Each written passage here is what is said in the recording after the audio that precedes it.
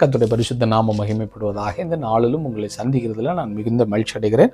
பாருங்க, மீகா 3வது அதிகாரத்தில் கர்த்தருடைய வார்த்தை இப்படியாய் சொல்கிறது.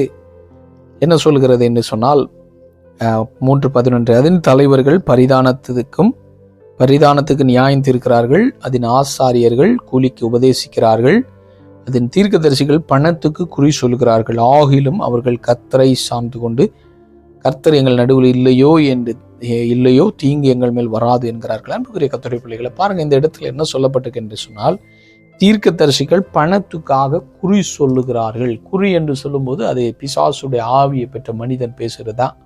புதிய ஏற்பாட்டில் கூட பரியேசு என்கிறதான மாயவித்தைக்காரன் என்று சொல்லி ஆண்டுடைய வார்த்தை சொல்லுது. அப்போ குறி சொல்லுகிற ஆவிகள் புதிய ஏற்பாட்டிலும் இருந்தது, பழைய ஏற்பாட்டிலும் இருக்கிறது. அப்போ இந்த குறி சொல்லுகிற ஆவி என்ன செய்யுமா, ஒரு தீர்க்கதரிசிகளுக்குள்ள வரும்போது பொய் பேச சொல்லும், அல்லனா இந்த உலகத்துக்குரிய காரியங்களை அவர்களை கொண்டு பேச சொல்லி அவர்களை தேவனிடத்துல சார, அவங்க தேவனோடு கூட இணைந்து கொள்வதற்கு அது உதவியா இருக்காது. ஒருவேளை மிராக்கிளை கொண்டு வரும். ஏன்னா பழைய ஏற்பாட்டில் நம்ம பார்க்க முடிகிறது, கள்ள அற்புதங்கள் நடந்திருக்கு. புதிய ஏற்பாட்டில் கள்ள அற்புதங்கள் நடந்திருக்கிறது.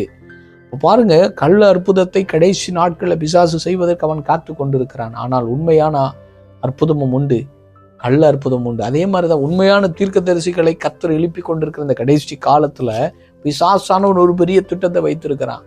உண்மையான அந்த தீர்க்கதரிசிகள், அதனாலதான் கூடுமானால் தெரிந்து கொள்ளப்பட்டவர்களை கூட வஞ்சிக்கும்படிக்கான பிசாசு வஞ்சனையாய் நுழைந்து அவங்க தீர்க்கதரிசிகளுடைய நாவுல குறி சொல்லுகிற ஆவியை வைத்து என்ன செய்வான், அவர்களை வழி தவற பண்ணி, அவர்கள் நடத்துகிற ஜனங்களையும் வழி தவற பண்ணும்படிக்காய் பிசாசு இன்றைக்கு தந்துரமாய் நுழைந்து அநேகரை விழத்தள்ளி கொண்டிருக்கிற இந்த கடைசி காலத்துல நீங்களும் நானும் வாழ்ந்து கொண்டிருக்கிறோம். அதனால இன்றைக்கு கர்த்தருடைய பிள்ளைகளை, எல்லா தீர்க்கதரிசிகளும் உண்மையானவர்கள் என்று சொல்லி நீங்களும் நானும் நம்பக்கூடாது.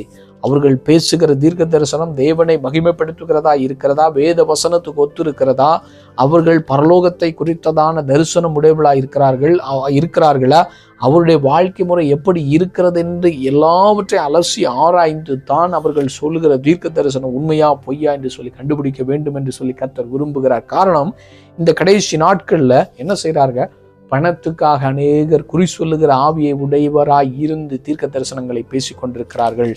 அதனால எச்சரிப்பாயிருப்போம். கடைசி நாட்கள் வந்து விட்டது. ஆண்டுடைய வருகைக்காய் நாம் ஆயத்தப்பட வேண்டிய ஒரு காலகட்டத்தில் நீங்களும் நான் வாழ்ந்து கொண்டிருக்கிறோம்.